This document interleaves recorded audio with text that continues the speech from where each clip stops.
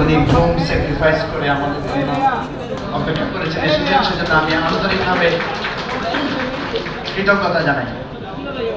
আজকে এখানে যে সমস্ত শীর্ষ নেতৃবৃন্দ আছেন, সবাই আছেন, আমরা খুব খুশি হয়েছি যে আপনারা আজকে বন্ধের দিন, ছুটির দিন, আপনাদের অনেকের দলীয় অনুষ্ঠান আছে। মান্না ভাই ওনার বক্তব্য রেখে চলে গেছেন, অন্যরাও যাচ্ছেন যেহেতু জুমার নামাজ আছে।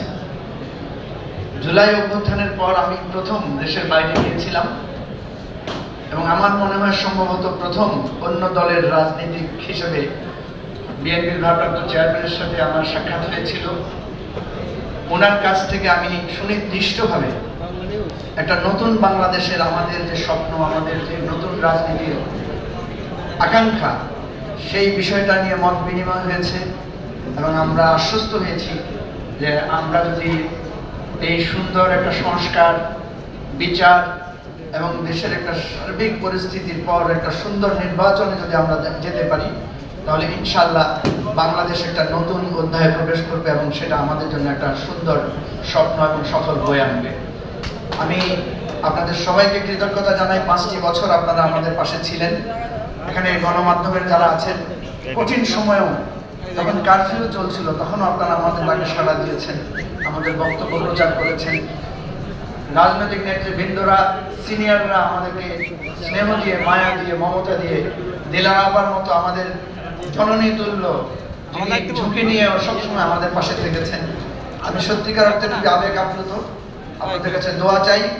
একটা জিনিস দোয়া করবেন, আপনারা আমাদের সমালোচনা করবেন।